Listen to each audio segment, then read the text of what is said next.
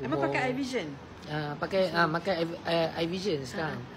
Okey, kenal dengan eye vision ni cousin yang bagi. Okey. Masa tu ada problem mata lah. Kenapa dengan mata Aiman? Mata saya sebelah ni retina detachment nama dia, nama problem dia tu. Okey. So bila dia retina detachment ni dia jadi gelap. Bila saya duduk tempat cerah, kita akan nampak gelap. Oh, I see. Okey. So separuh mata tu bila saya tengok cahaya, saya tengok ke atas tu nampak cahaya. Bila saya gerakkan mata lagi, cahaya tu dah hilang. Oh, So okay. dia punya saraf tu tertanggal daripada mata. Okey. Satu lagi masalah, Sebab apa sakit mata tu? Ada sakit apa? saya ada diabetik. Diabetik. Diabetik daripada umur 11 tahun. Oh, muda lagi. Okey. So dah lama. So bila Aiman makan eye vision kan? Okey, berapa lama Aiman makan? Berapa sesi satu hari?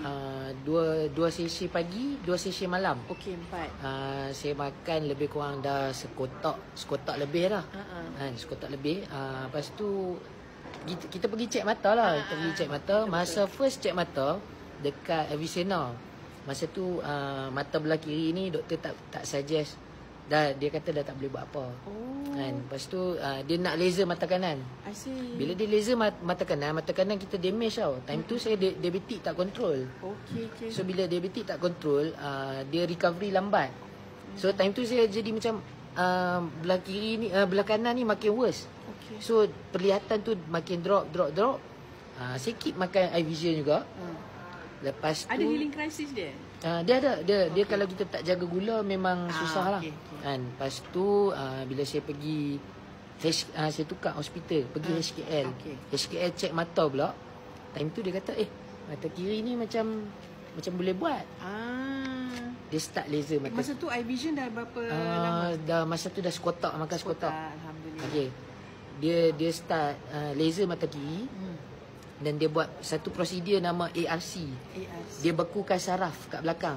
Okey, dia buat ARC prosedur. Time tu belah kanan fail.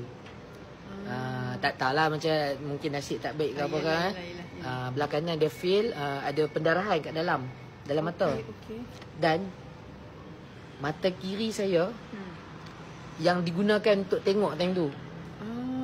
Bila kanan ni dah ada darah, dia cornea tu tertutup lah. Dia tertutup lah. Sekarang ni Aiman pandangan boleh nampak lah.